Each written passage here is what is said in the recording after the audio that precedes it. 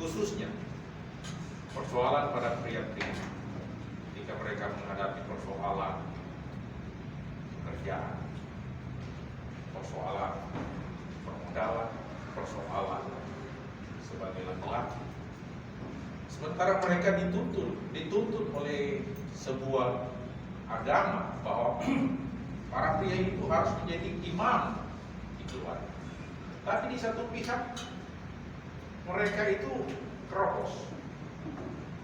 Dan akhirnya Demo Zakaria mendapatkan inspirasi sebagai pemimpin Full Gospel dan founder dari Full Gospel ini untuk melihat bahwa ada sesuatu yang perlu diajarkan selalu kepada Full Gospel, yaitu Injil yang sebenarnya, Injil yang memberikan sebuah kabar baik. Yes. Injil yang betul-betul full, bukan setengah-setengah.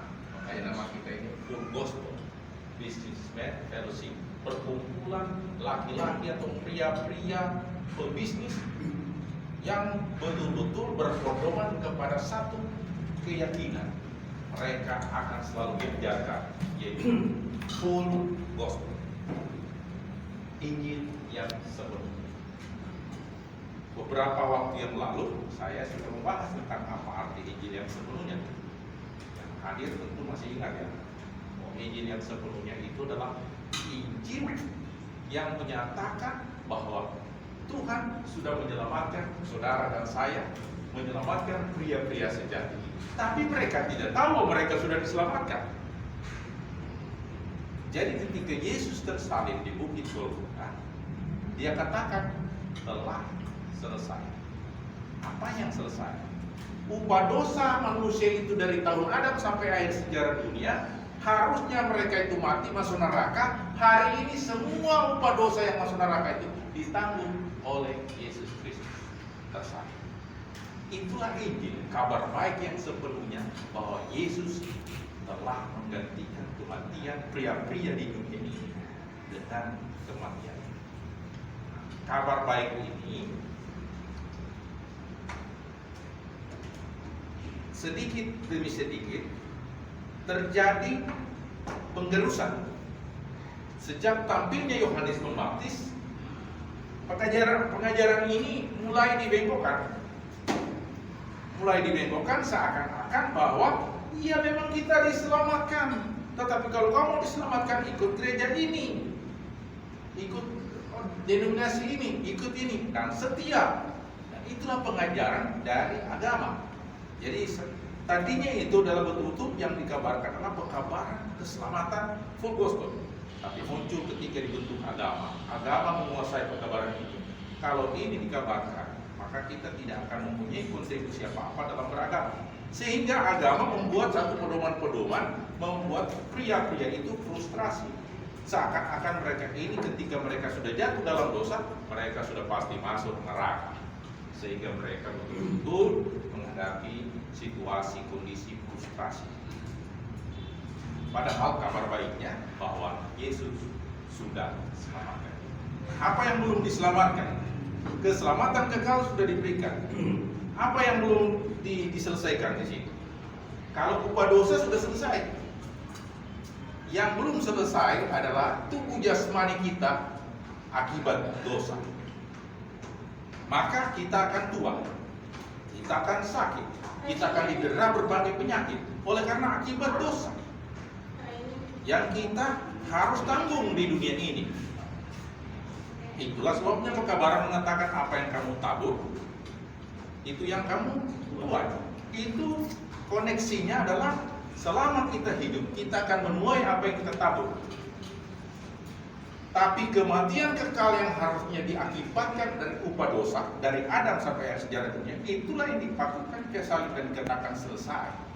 Yang harusnya kita mati kekal digantikan oleh Yesus Kristus yang mati. Tapi akibat kita melakukan kesalahan, dosa itu dibuktikan ketika Adam, dia memang sudah diselamatkan Adam. Dia diselamatkan, tetapi dia harus keluar dari zona nyaman, yaitu disebut Taman Eden itu. Sekarang, kalau zona nyaman dia sudah keluar, apakah keselamatan kekal sudah diberikan? Ya. Kejadian 3 15 itu memberikan kontribusi bagi kita bahwa Tuhan mencari manusia memakaikan pakaian dari kulit binatang yang tadinya mereka pakai dari daun-daunan. Tuhan mencari manusia dan memakaikan pakaian. Itu disebut dengan dibenarkan, righteousness, dibenarkan. Dan dia berkata, dia memberikan nubuat jangka panjang ke depan bahwa keturunanmu akan meremukkan kepala ular. Siapa ular itu? Setan. Ular tua tadi, sinaga itu dia. Dia itu kepalanya itu adalah mematok. Dan sengat mautnya adalah kalau bisa tidak ada yang boleh selamat. Sehingga manusia itu harus masuk neraka. Tapi sengat mautnya ini diremukkan kepalanya oleh keturunan dari perempuan ini, keturunan daripada Adam dan Hawa, yaitu Yesus Kristus sebagai Adam kedua yang mengalahkan setan. Sehingga tadinya sengat maut itu harusnya kita mati, maka sengat maut yang matinya kekal neraka, kita tidak bisa mendapatkan lagi hukuman itu. Ini kabar baik, tergerus sampai saat ini sudah tergerus oleh gereja, sehingga banyak orang frustasi keluar dari gereja, sehingga gereja pun gagal menginsafkan dunia tentang dosa dan penghakiman. Kesimpulannya, agama tidak bisa membuat orang menjadi lebih baik. Kalau begitu, yang saya kira dia harus dimulai bagaimana? Harus dimulai dari di luar agama. Makanya kita ini dari agama berbeda-beda, tapi full gospel itu. Tapi yang perlu kita ajarkan bukan agamanya, tapi apa yang diajarkan, itu full gospel. Sakariah mengatakan kita harus beritahu mereka bahwa mereka telah diselamatkan. Tapi orang yang sudah diselamatkan, berhentilah berbuat dosa dan muliakanlah Tuhan dalam hidup hari-hari, supaya kamu jangan lagi menuai apa yang harusnya kamu sudah nyaman kembali ke tidak nyaman. Sebab dosa akan merusak kita, dosa akan menghancurkan kita, dosa yang akan membuat kita terpisah sementara dengan Allah. Tapi dosa tidak bisa membuat kita lagi untuk menghadapi kematian kekal, karena kematian kekal itu sudah digantikan. Jadi upah dosa sudah diselesaikan Yesus, akibat dosa yang belum selesai sampai kita mati. Jadi ada dua ya, kalau bicara dosa harus ada dua. Akibat dosa kita harus selesaikan, apa yang kita tabur kita tuai. Tetapi upah dosa yang harusnya maut digantikan oleh karunia Allah, hidup yang kekal di dalam Kristus Yesus Tuhan kita. Di mana ayatnya itu? Roma pasal 6 ayat 23. Sebab upah dosa itu maut, upah dosa itu, tetapi karunia Allah ialah hidup yang kekal di dalam Kristus Yesus Tuhan kita. Jadi upah dosa itu digantikan dengan karunia Allah. Makanya kita disebut hidup dalam kasih karunia. Tapi kalau kita hidup dalam kasih karunia, apakah boleh kita berbuat dosa? Kalau kamu berbuat dosa, itu bukan lagi dosa yang membawa maut, tetapi dosa membawa malapetaka dan kehancuran dan kehilangan damai sejahtera di bumi. Inilah perbedaan yang disebut Injil sepenuh dan Injil setengah-setengah. Injil sepenuh beritahu Yesus sudah selamatkan. Jangan bilang, ya tapi, tidak ada tetapi. Ketika Yesus mengatakan it is finished, selesai. Emang kerjaan Yesus sudah selesai. Yang Yesus mau kita berubah, meninggalkan dosa, mentransformasi diri untuk melihat karakter Yesus yang sudah menyelamatkan. Bagaimana saya menjadi percaya kepada Tuhan? Kalau saya sendiri belum yakin dia sudah selamatkan saya menjadi percaya karena dia sudah selamatkan saya. Karena saya menjadi percaya, saya beriman kepadanya, dan akhirnya saya melakukan sesuai dengan apa yang dikatakan Presiden Center Pestal saya. Kalau bahas tentang kondisi dunia di ayat 8, kita melihat dulu di kondisi dunia. Ketika bicara tentang dunia, ada dua hal yang perlu kita perhatikan dunia. Pertama, fisik dunia. Kedua, apa yang ada di dalam dunia itu, isinya. Fisik dunia, dari fisik dunia saja diperdebatkan, dunia ini bulat atau datar. Diperdebatkan ini pengetahuan. Apakah ini ada paham yang bumi datar, dunia datar, ada dunia bulat. Ukur aja sendiri bagaimana. Tapi itulah perdebatan. Kita bicara tentang dunia, tetapi dari perspektif, dari pandangan tentang dunia ini, yang perlu kita perhatikan adalah apa yang ada di dalam dunia ini. Tidak persoalan dunia itu datar atau bulat, tetapi apa yang ada di dalam dunia ini. Sampai Tuhan datang ke dunia, sampai dia datang dari surga turun ke dunia. Ada apa nih? Ada apa ini? Adalah orang-orang yang sudah kehilangan pengharapan, yang mereka tidak tahu bahwa mereka sudah diselamatkan. Dia datang membawa misi bahwa aku akan menyelesaikannya sendiri. Dialah Tuhan yang datang menyelamatkan umat manusia. Oke. Kalau begitu, yang penting di dunia siapa? Manusia dong, ya dong. Tapi dalam manusia ini ada sumber daya di dunia lagi, ada sumber daya alam.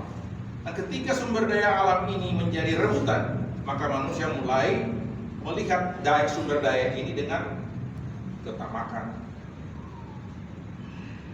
Mereka mulai melakukan sesuatu dan mereka menciptakan sesuatu tanpa Tuhan. Sehingga mereka katakan, tidak, kita tidak perlu bertuhan. Yang penting kita pintar, kita mengelola kehidupan ini, kita mengelola dunia ini, maka kita tidak perlu beragama. Maka kita akan bisa menjadi penguasa dunia. Itu yang terjadi, sehingga di mana posisi agama ini menjadi rentan terhadap serangan-serangan ini. Tetapi kalau kita terus bersandar pada Tuhan punya pengajaran tentang Injil, maka perhatikan baik, Roh Kudus akan menginsafkan dunia. Seluruh dunia akan diinsafkan akan dosa, kebenaran, dan kebahagiaan. Karena Roh Kristus yang telah memberikan kepada semua manusia ini rohnya di dalam setiap manusia. Tak peduli dia orang Kristen atau bukan Kristen, Roh Kristus ada di setiap manusia. Setiap manusia lahir ada Roh Tuhan di sana. Cuma mereka tidak pernah sadar karena tidak pernah diberitahu bahwa ada Roh Tuhan. Ada Roh Tuhan di sana. Baik, kondisi dunia di akhir zaman. Kalau saya tanya bapak-bapak ibu, bapak-bapak ini dan ibu, bagaimana menurut agama kondisi dunia? Menurut agama saudara, menurut ibu. So, kalau ketika kita bicara tentang kondisi dunia di akhir zaman, akan berbicara tentang nubuatan, bukan? Dan ketika kita berbicara tentang nubuatan, maka terjadilah penafsiran yang berbeda antara sistematik teologi yang satu dengan sistematik teologi yang satu dari setiap gereja tentang nubuatan akhir zaman. Ada yang menggunakan yang disebut dengan penafsiran yang disebut historicism, ada yang futurism, ada dispensationalism. Sehingga penafsiran-penafsiran ini mengatakan, nah, penafsiran gereja kami paling benar, penafsiran gereja kami yang paling benar, penafsiran kami paling benar, karena mereka masuk dari filosofi agama. Ketika masuk filosofi agama, maka berdasarkan ayat ini, maka penafsirannya begini, bahwa 1000 tahun itu harus sengsara di bumi dulu.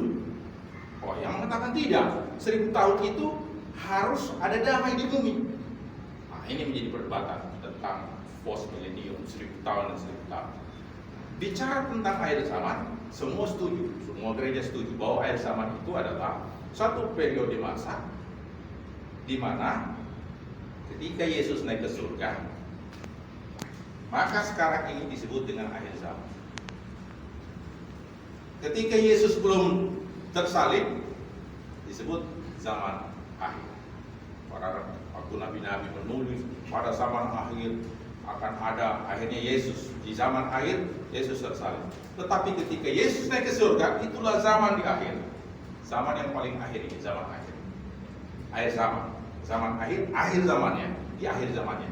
Nah, di akhir zaman ini adalah satu periode di mana kondisi ini, apa yang akan terjadi pada kondisi ini sebelum Tuhan datang menjemput umatnya, menjemput manusia untuk yang mati dibangkitkan, yang masih hidup dibakar, untuk sama-sama naik di awan permai menyongsong Tuhan di angkasa. Itulah satu teori atau pengajaran tentang nubuatan, bahwa Tuhan akan datang menjemput kita dan mereka yang mati dalam Tuhan akan dibangkitkan. Dan itu tertulis di Alkitab, dan inilah menjadi keyakinan kita tentang nubuatan tentang kebangkitan, nubuatan tentang akhir zaman. Nah, ketika kita bicara tentang nubuatan ini, apa yang terjadi kemudian? Orang fokus di nubuatan. Ketika orang fokus di nubuatan, dianggap ini nubuatan kebenaran. Ini persoalan kembali, sehingga kebenaran yang hakiki, yaitu Injil yang sepenuhnya, menjadi kecil. Kebenarannya akhirnya orang-orang menggebu-gebu. Oh, kita harus di akhir zaman kita harus begini, kita harus rajin melayani, harus bikin penyembuhan, harus ini, dan banyak hal dilakukan. Baik-baik saja.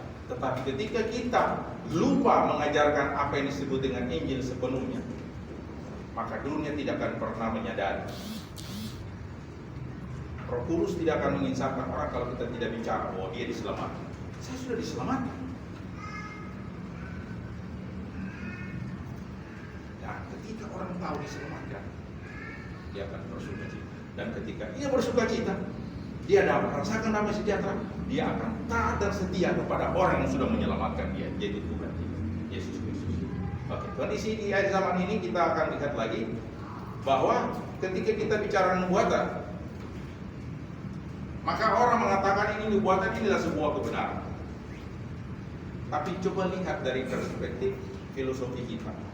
Selama ini kita belajar nubuatan, belajar tentang akhir zaman, belajar dari perspektif atau pandangan agama, pandangan penafsiran sistematika teologi atau pandangan agama.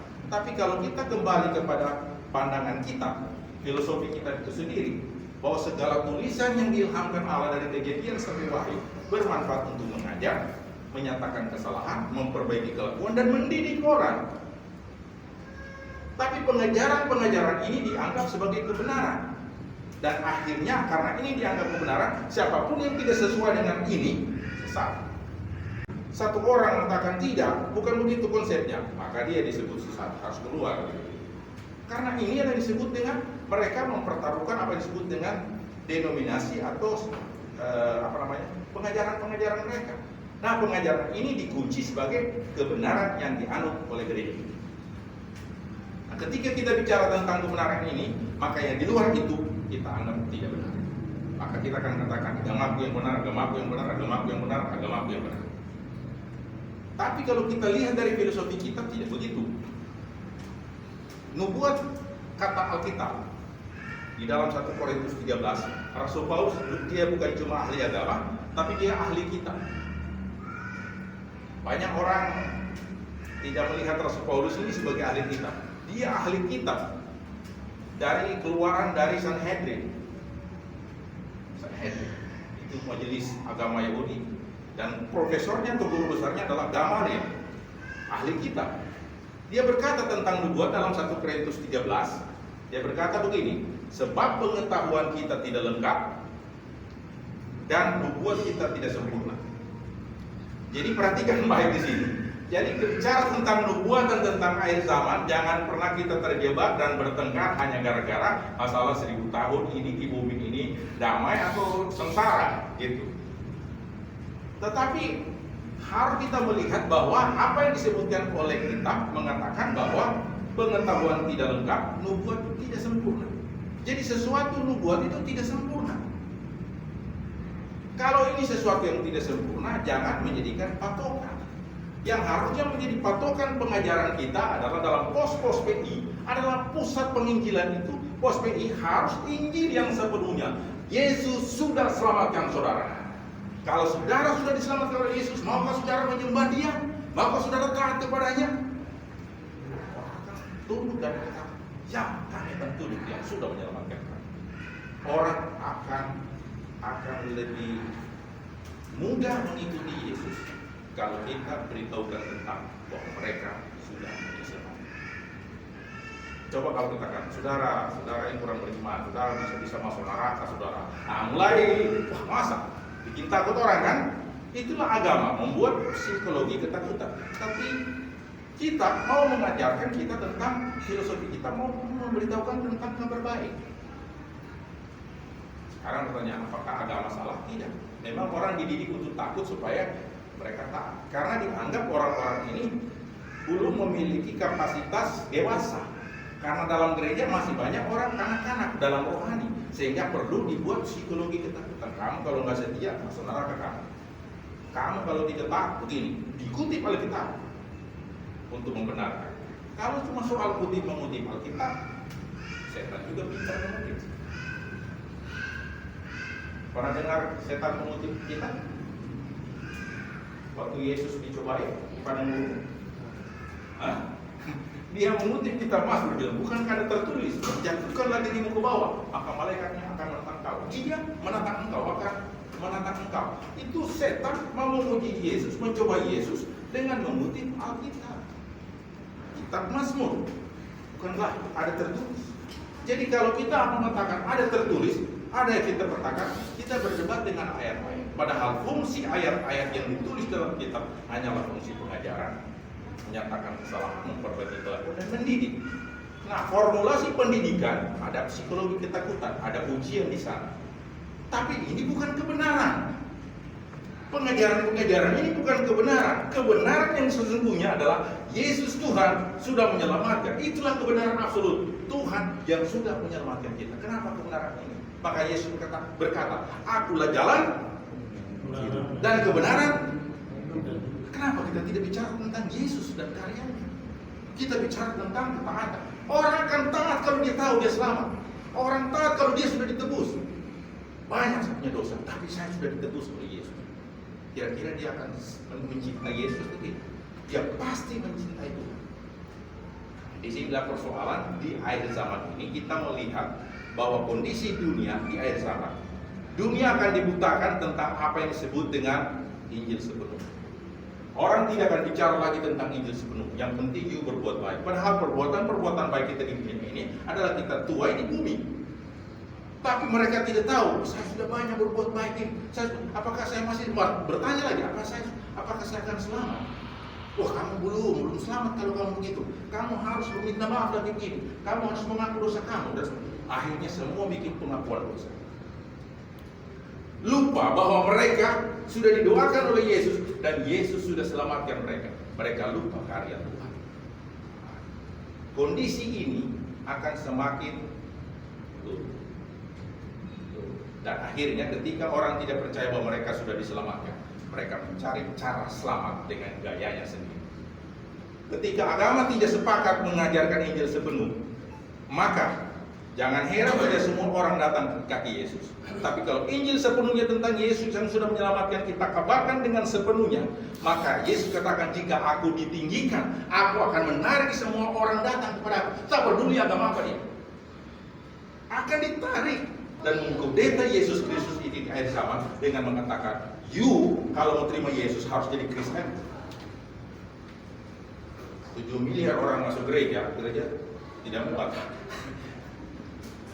Kita membuat orang menjadi Kristen sehingga misi kita adalah misi kristenisasi, bukan misi memberitakan Injil. Perhatikan, kitab Wahyu yang ditulis sebagai kitab terakhir di akhir zaman harus kita beritahukan bahwa di akhir zaman ini jangan sampai kondisi ini kita lupakan.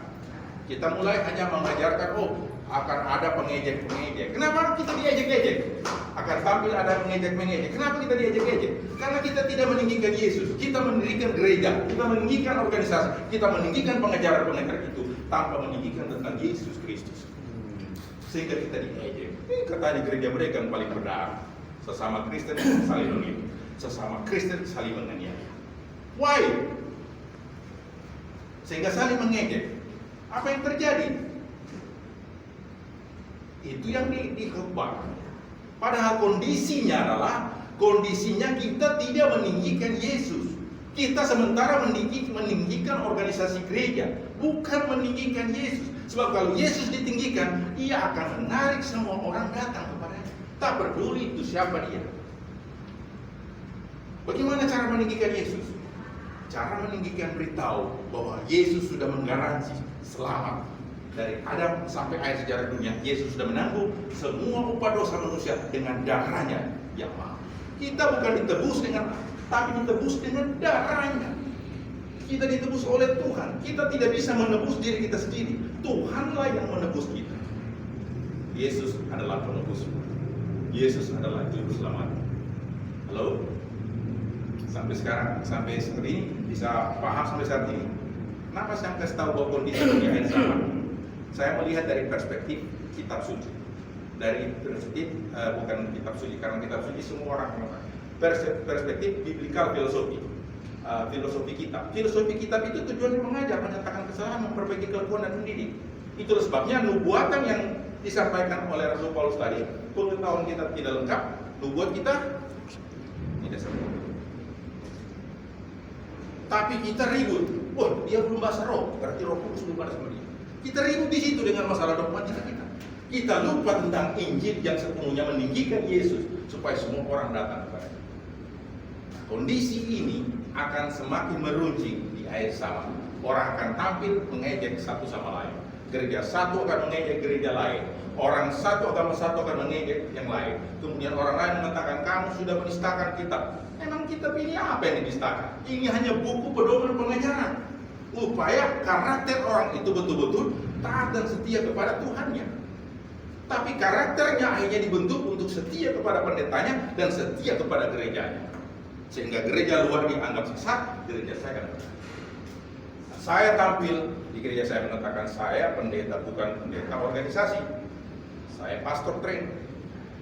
Saya lebih baik tidak dibayar organisasi daripada saya dibayar mengikuti aturan organisasi. Saya kalau ikut aturan organisasi, maka saya harus mengatakan ini yang benar. Karena saya marketingnya organisasi. Ya kan? Marketingnya gereja. Tapi kalau saya betul-betul marketingnya Injil, saya hanya mengatakan satu-satunya kebenaran absolut, yaitu Tuhan. Makanya Yesus berkata, akulah jalan dan kebenaran. Jadi Yesuslah satu-satunya jalan, tidak ada duanya. Yesus juga satu-satunya kebenaran, tidak ada duanya. Nah, kalau kitab filosofi kitab diajarkan hari ini bahwa kebenaran absolut hanyalah Tuhan. Tapi gereja mengajarkan banyak kebenaran. Kebenaran berpuluhan harus diajarkan itu, sebab kalau tidak diajarkan berpuluhan nanti uang kas gereja kurang. Maka diajarkan ini kebenaran sudah. Kebenaran tentang perjamuan suci diperdebatkan lagi. Apakah Yesus dia punya anggur ini benar-benar menjadi darah Yesus? Itu pun diperdebatkan. Simbol atau sungguhan sudah ditransmutasikan, sudah dikonversikan atau belum? Dan ini dianggap kebenaran. Perjamuan suci dianggap kebenaran, perpuluhan dianggap kebenaran, dan gereja pun dianggap kebenaran. Nah, ketika ini dianggap kebenaran, mana Yesus ditinggikan? Yesus dia rendahkan. Dia tidak sadar bahwa kita sementara merendahkan Yesus ketika kita meninggikan apa pengajaran-pengajaran kita. Saya ingin katakan, Yesus hanya bisa ditinggikan kalau kita tahu bahwa Yesuslah yang mengajarkan kita bahwa Dia akan menyertai kita dan Dia telah menebus kita. Dia juru selamat kita. Itulah sebabnya di buku Wahyu pasal 14 ayat 6 boleh dibaca. Ini buku Wahyu adalah suatu inspirasi ilham yang diberikan oleh Tuhan Yesus, Roh Kristus memberikan kepada Yohanes di Pulau Patmos untuk menulis. Makanya di setiap kitab Wahyu itu disebutkan dalam Wahyu pasal 1 ayat 1, inilah Wahyu Yesus Kristus. Wahyu dari Yesus Kristus dan wahyu tentang Yesus Kristus. Nah, kalau ini wahyu dari Yesus Kristus, apa yang diwahyukan Yesus kepada Yohanes di Pulau Patmos? Perhatikan, Wahyu pasal 14 ayat 6. Wahyu 14 ayat 6. Pemberitahuan tentang penghakiman. Saya baca ya. Ya. Pemberitahuan tentang penghakiman. Ya. Dan aku melihat seorang malaikat lain terbang di tengah-tengah langit, dan padanya ada Injil yang kekal untuk diberitakan kepada mereka yang diam di atas bumi, dan kepada semua bangsa dan suku dan bahasa dan kaum. Jadi ada disebut malaikat lain terbang di tengah-tengah langit, padanya ada Injil kekal untuk diberitakan kepada ini Injil kekal kepada yang diam di bumi, kepada semua bangsa, suku, bahasa, dan kaum. Artinya kepada seluruh penduduk dunia ini tanpa kecuali. Injil kekal ini harus diberitahukan. Injil kekal itulah Injil yang sepenuhnya. Injil yang sepenuhnya adalah Injil keselamatan. Injil yang menyatakan bahwa Yesus sudah selamatkan saudara, bukan akan. Yesus sudah selamatkan saudara. Tapi berapa banyak orang mengatakan, saudara memang rajin dan setia, tapi saudara belum tentu selamat. Berapa banyak akan meyakini hari ini saya katakan, apakah saudara meyakini bahwa gereja saudara mengajarkan saudara keselamatan itu tidak bisa hilang? Saudara akan mengatakan, gereja saya mengatakan keselamatan itu bisa hilang. Karya keselamatan itu sempurna. Keselamatan Yesus itu yang sudah diberikan Yesus adalah sesuatu yang mendasar. Tapi gereja mulai mengurangi dengan mengatakan ada syaratnya selamat, saudara. Bukankah Matius pasal 7? Dia kutip Alkitab. Matius 7 berkata, tidak semua orang berseru-seru Tuhan, Tuhan akan masuk dalam kerajaan Bapa, tapi mereka melakukan kehendak Bapakku yang di surga. Kira-kira kalau kita kutip ayat ini, kita percaya nggak? Kita percaya. Pada hari ini adalah pengajaran Yesus untuk mengkhotbahkan, karena pemahaman mereka masih dangkal, maka Yesus mengajarkan, aku tidak mengenal kamu, hai pembuat kejahatan. Kenapa Yesus mau mengajarkan itu? Ini masih warning, bukan kenyataan. Dan pengajaran ini adalah sebuah warning. Matius 7 berbicara tentang warning pengajaran, bahwa kalau kamu melakukan mujizat dalam nama kamu tidak pernah beritahukan tentang keselamatan kepada orang itu, dan kamu malah menakuti orang itu, kamu tidak selamat, kamu banyak dosa, kamu banyak kutukan dosa, kamu banyak dosa, ini harus dibuang. Ini semua adalah penistaan kepada Tuhan, dan ini tidak akan membawa sukacita bagi mereka. Saya katakan bahwa Injil adalah kebahagiaan. Injil sebenarnya adalah suatu sukacita bahwa Yesus sudah selamatkan, dan Yesus tidak pernah gagal menyelamatkan saudara dan saya. Oke, dan coba saya baca di sini ya. Jadi tidak ada yang boleh hilang, supaya yang mati semua akan dibangkitkan di hari zaman, karena Yesus adalah kebangkitan dan hidup. Yesus itu kebangkitan dan hidup. Dia memberikan kebangkitan dan Dia memberikan hidup. Dan tidak ada yang boleh hilang ketika diserahkan Tuhan, dunia dan segala isinya ke tangan Yesus. Dan Yesus mengatakan, aku menjadi juru selamat dunia, aku menjadi juru selamat umat manusia. Nah, inilah kabar baik. Jadi kondisi dunia di akhir zaman bukan soal orang tampil mengejek, dekadensi moral. Kita bahas yang biasa-biasa, yang pengejaran. Oh, moralnya begini, kita latih orang-moralnya. Kalau moralnya bagus, dia tahu dia Tuhannya, Roh Kudus ada dalam dirinya, dia tidak mungkin melakukan dosa. Tapi kalau kita basuh dia namanya seperti babi, sekalipun dikasih mandi dia, dicuci kelihatan bagus, disuruh rajin ke gereja, disuruh dia pakai baju segala macam. Tapi kalau dia bukan Roh Kristus dalam dirinya, dia akan berkubang kembali ke dalam dosa. Kita tidak perlu takut untuk berbuat dosa, tapi yang perlu kita takut adalah ketika kita di luar Tuhan, kita sudah berbuat dosa. Sebab di luar aku, kamu tidak dapat melakukannya. Di luar Kristus kita tidak dapat berbuat baik. Di luar Kristus kita tidak dapat berkorban. Di luar Kristus kita tidak menjadi mati syahid. Di luar Kristus kita akan mementingkan diri. Dan di luar Kristus kita tidak akan meninggikan dia. Saudara pikir orang-orang kaya di gereja nyumbang gereja nggak sombong-sombong dengan berdoa mereka? Saya tegur mereka, ada yang kasih 5 juta ke gereja saya. Saya bukan pendeta yang saya lebih baik mati daripada terima itu. Kenapa? Sebab hidup saya adalah Tuhan. Dan kalau Tuhan adalah hidup saya tidak peduli apapun biasa terjadi, karena Tuhan akan memberikan saya hidup. Amin. Bahkan untuk menguji itu, saudara, saya ingin menguji apakah Roh Tuhan ada pada aku. Apakah aku sadar bahwa Tuhan ada di dalam diriku, yang disebut Immanuel itu. Saya bilang istri saya, kosongkan rekeningmu. Jangan sampai kau mengandalkan uang di rekeningmu, supaya kau tahu bahwa Tuhan itu maha kuasa. Dia adalah Allah yang hidup, bukan Allah yang mati. Dia yang sudah memberikan jaminan keselamatan kekal. Masa kita di dunia dia tidak bisa jamin? Sedangkan masalah neraka dia pindahkan kita ke surga. Masalah di dunia ini cuma kesulitan kita hadapi, kita tidak mampu. Kenapa kita tidak mampu? Karena kita melihat persoalan. Kita tidak melihat Yesus. Yesus adalah satu-satunya jalan. Kita tidak mencari jalan. Yesus satu-satunya adalah apa? Kebenaran. Tapi kita tidak mencari kebenaran dalam Yesus. Apa kebenaran dalam Yesus ini? Tapi kita mencari kebenaran ini, kebenaran ini, kebenaran ini, kebenaran ini. Sehingga orang bingung dengan pengajaran gereja. Karena mereka tidak mengajarkan satu-satunya kebenaran yang absolut, yaitu Yesus Kristus yang sudah menyelamatkan saudara. Apalagi pelajaran dan kebenaran. Dan Yesus adalah satu-satunya hidup. Dialah satu-satunya yang bisa memberikan jaminan hidup kekal kepada semua umat manusia ini. Kenapa ini kita tidak beritahukan kepada dunia? Nah, dia tahu bahwa kita ini akan mengalami kesulitan, saudara. Dia tahu, Yesus tahu. Itulah sebabnya di amanatnya yang terakhir, ketika dia mengakhiri misinya di dunia, dia memberikan amanat misi. Amanat misi ini di ayat 20. Kalau ayat 28, pergilah jadikan semua bangsa muridku. Murid Tuhan, bukan murid gereja ya. Baptiskan mereka dalam nama Bapa, Anak dan Roh Kudus. Dan ajarkanlah mereka melakukan segala sesuatu yang kuperintahkan kepadamu. Ayat 20. Dan ketahuilah, aku menyertai kamu senantiasa sampai. Coba baca ayat 20 supaya kita tahu ini tentang akhir zaman.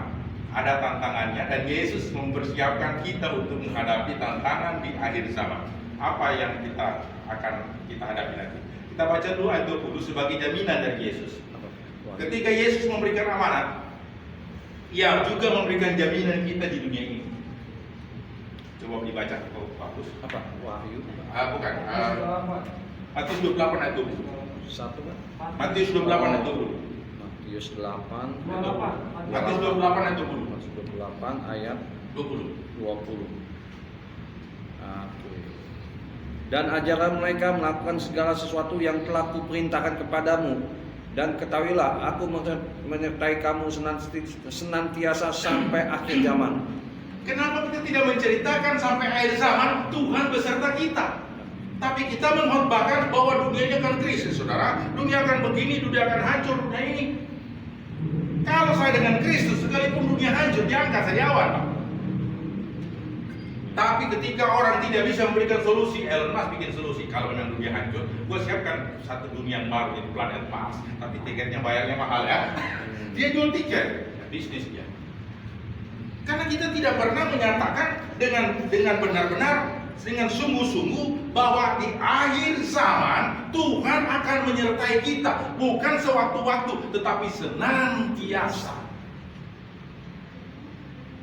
Kalau keselamatan kekal sudah diberikannya, ketika hidup di dunia ini, satu hal yang Dia janjikan, Dia akan menyertai kita senantiasa. Pertanyaannya, apakah kita sadar bahwa Tuhan beserta kita? Kita melangkah, apa Tuhan beserta kita?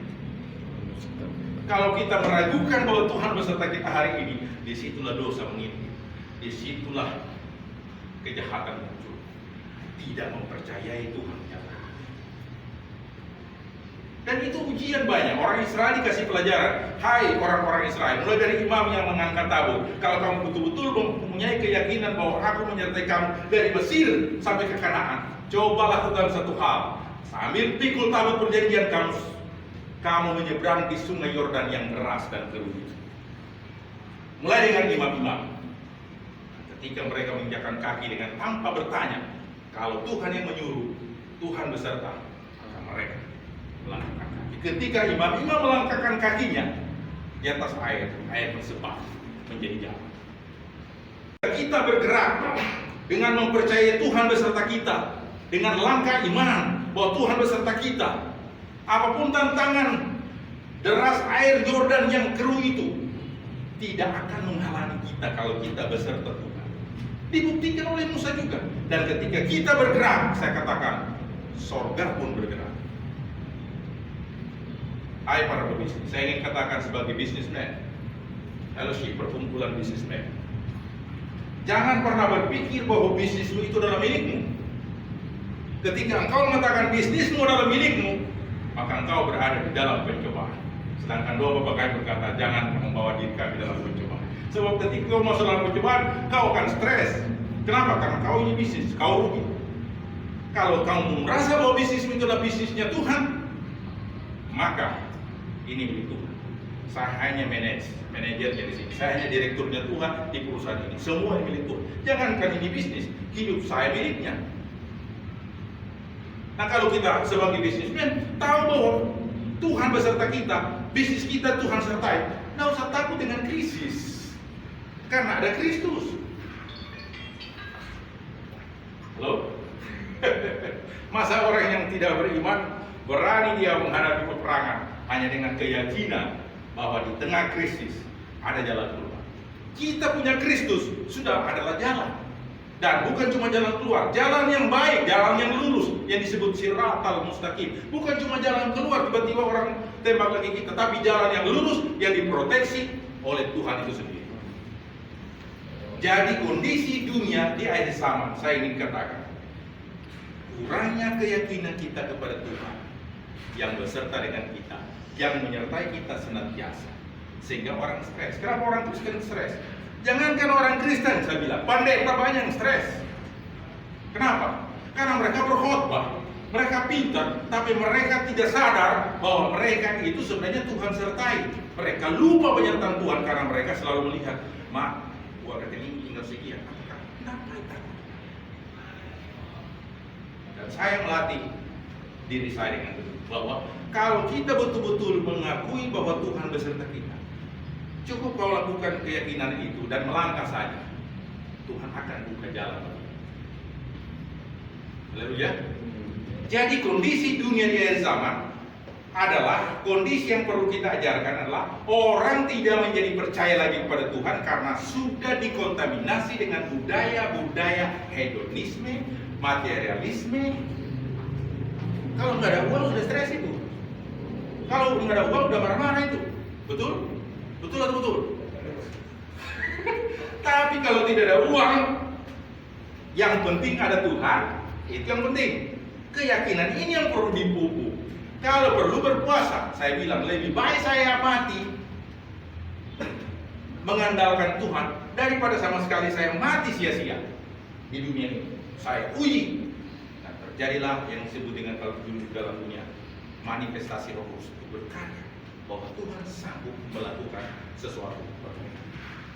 Kembali kesimpulan, bagaimana kondisi dunia di desa? Pengkhotbah 1 ayat 8 sebagai ayat terakhir. Saya mesti tahu supaya ini terjadi siklus, jangan pernah kita takut. Sebab ini dunia ini berputar-putar di sini saja kan. Yang lahir pasti mati, yang mati pasti dikubur. Kemudian akan ada yang lahir lagi, kita mati, kita tua mati, lahir lagi.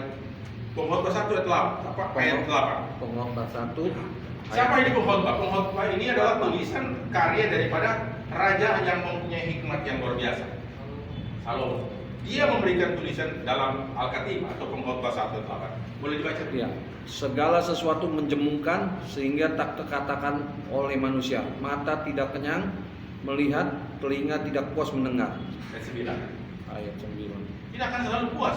Terus Apa yang pernah akan apa yang pernah ada ada lagi akan ada lagi. dan apa yang pernah dibuat akan dibuat lagi. Apa yang pernah dibuat akan dibuat lagi. Tak ada sesuatu yang baru di bawah matahari. Tidak ada sesuatu yang baru di bawah matahari. Bicara tentang nubuatan akhir zaman, kita mengembangkan, oh tahun sekian Yesus datang, ini antikristus dengan logonya ini. Itu bukan pengajaran tentang kebenaran, itu pengajaran gereja. Yang perlu kita ajarkan, apapun yang terjadi di atas dunia ini, Tuhan yang menciptakan dunia, Tuhan yang menciptakan kita, Dia yang beserta kita, itu lebih dari cukup untuk kita. Saya kira terlalu sibuk, ini antikristus ini, jangan-jangan suntik vaksin ini antikristus ini, semua betul. Dan akhirnya kita terjebak dengan pengajaran-pengajaran seperti itu. Barcode lah kita anggap, oh ini barcode ini antikristus. Padahal antikristus adalah menentang Tuhan. Siapa yang menentang Tuhan? Siapa yang tidak mempercayai Tuhan? Berarti menentang Tuhan. Percaya dan tidak percaya. Tapi dibilang, oh saya percaya, tapi tidak beriman. Jadi apapun yang kita lakukan di luar Tuhan, itu adalah sebuah kesalahan dan dosa. Dan kita harus tanggung sendiri akibatnya. Sekarang pertanyaan saya, mana lebih bagus saudara, menikmati damai sejahtera dengan hidup sederhana atau menikmati kekayaan tapi stres? Kapan itu bayar gaji karyawan? Kapan bayar gaji? Stres saudara kan? Kenapa? Karena saudara ingin sudah dikontaminasi pemikiran bahwa orang yang sukses itu, orang yang hebat itu kalau dia kaya. Berapa banyak orang kaya mengeluh sama saya? Mereka bilang, Pak Pendeta, kalau saya sudah dengar khotbah begini dari dulu, saya tidak mungkin serakah sampai korupsi. Saya sampai ke Sukamiskin, saya bicara. Apa yang dicari? Kita dikontaminasi oleh dunia yang disebut dengan materialisme, hedonisme, dan kita tidak pernah mempercayai bahwa Tuhan itu adalah Allah yang Immanuel, Allah yang beserta kita.